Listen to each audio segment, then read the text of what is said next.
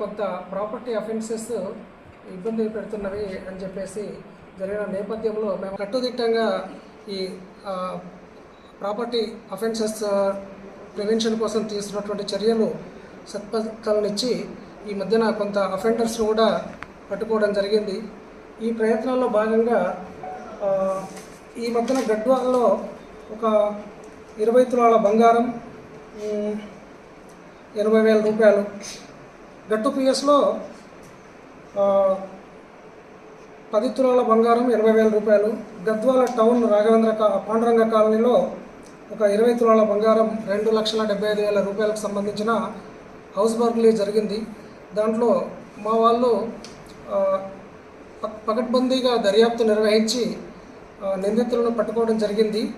ఇలాంటి సంఘటన ఐజా పట్టణంలో కూడా దేవాలయాల్లో జరిగినటువంటి నేరాలకు సంబంధించి నేరస్తులను పట్టుకోవడం జరిగింది. ఈ అన్ని విషయాలకు మీడియా మిత్రులకు ప్రజలకు బ్రీఫ్ చేద్దామనే ఉద్దేశంతో గద్వాల్లో జరిగినటువంటి ప్రధానమైన 20 తులాల బంగారము 2,75,000 క్యాష్కు సంబంధించి దాంట్లో పాండురంగ కాలనీలో జరిగిన ఈ అఫెన్స్ జూన్ 20 తారీఖు రోజు జరిగింది. డే అఫెన్స్, ఇది హెచ్బి డే. మేము దీన్ని సీరియస్గా తీసుకొని పట్టుకున్న సందర్భంలో అఫెండర్ను పట్టుకున్నాము. ఈయన నందిన్నె మహేష్ అని చెప్పేసి 30 సంవత్సరాల వయసు, కూలి పని చేస్తాడు, నందిన్నె గ్రామము, కేటీదొడ్డి మండలము. ఈయనను పట్టుకున్నప్పుడు ఈ వ్యసనాలకు అలవాటైపోయి, తాగడానికి మద్యానికి అలవాటైపోయి విలాసవంతమైన జీవితం కోసము నేర మార్గాలను ఎంచుకోవడం జరిగింది. అందులో భాగంగా గట్టు పోలీస్ స్టేషన్లో కూడా 17/6 జూన్ 17 తారీఖు రోజు ఒక డే అఫెన్సే హెచ్బి డే చేసేసి 10 తులాల బంగారము 20,000 రూపాయల దొంగతనము చేయడం జరిగింది. ఈ గద్వాల టౌన్ కూడా ఇది చేయడం జరిగింది. దీంట్లో మేము ఈ రికవరీ ప్రాసెస్ ఇంకా స్టార్ట్ చేశాము. ఆయన అరెస్ట్ చేసి వివరాలకు వస్తే ప్రస్తుతం మనకు దొరికిన వాళ్ళు బుడగజంగాల మారెప్ప 22 సంవత్సరాలు, ఐజా పట్టణమే. అట్లాగే బుడగజంగాల ఉరుకుంద, ఈయన కూడా 24 సంవత్సరాలు, ఐజా పట్టణం. వీటితో పాటు ఇంకో ఇద్దరు ఉన్నట్టు సమాచారం.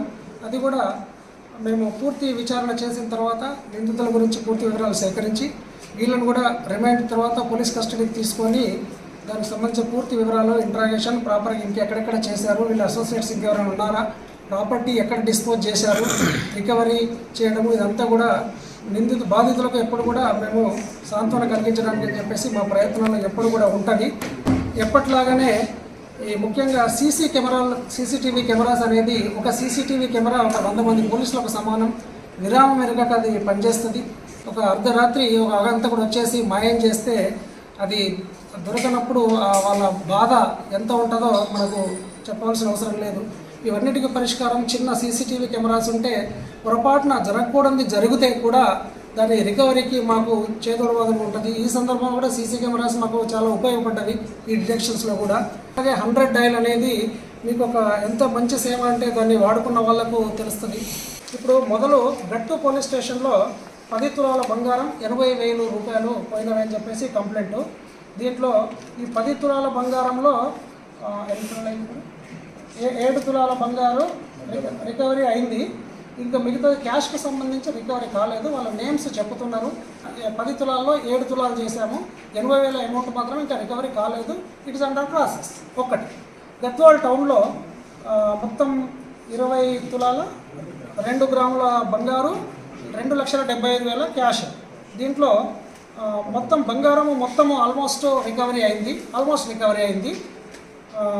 తర్వాత క్యాష్కి వచ్చేటప్పటికి పేర్లు చెప్పారు, రికవరీ ప్రాసెస్ పెండింగ్ ఉంది, ఇంకా అది రికవరీ కాలేదు, అది అవుతుంది, అది అక్కడ.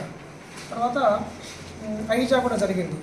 ఈ సందర్భంగా ఇంకొక విషయము, ఇప్పుడు ఈరోజు దినపత్రికలో పేకాటకు సంబంధించి ఉండవల్లి లిమిట్స్కి సంబంధించిన ఒక అంశం, అది ఉండవల్లి పెట్టి కేసు ఉన్నదాన్ని నాన్ బెయిలబుల్ చేశారు.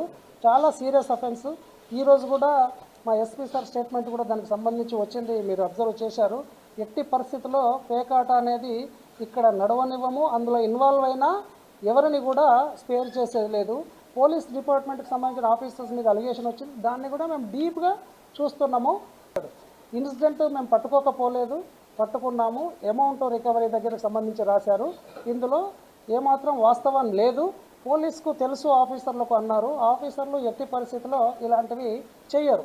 ఎక్కడన్నా ఏదన్నా తప్పులు జరిగి ఉంటే మీ ద్వారా మేము తెలుసుకున్న ప్రతిసారి కూడా మేము దాన్ని రెక్టిఫై చేస్తున్నాము, ఎంక్వైరీ చేస్తున్నాము, బాధ్యులను కఠినంగా శిక్షిస్తాం. దీనికి సంబంధించి మా ఎస్పీ సార్ స్టాండ్ కూడా వెరీ క్లియర్. గద్వాలలో ఎలాంటి అసాంఘిక కార్యక్రమాలు జరగవు. ముఖ్యంగా ఈరోజు పేకాట అనేది ప్రస్తావనకు వచ్చింది కాబట్టి దాని గురించి స్పెసిఫైగా ఈ సందర్భంలో చెప్పదలుచుకున్నాం.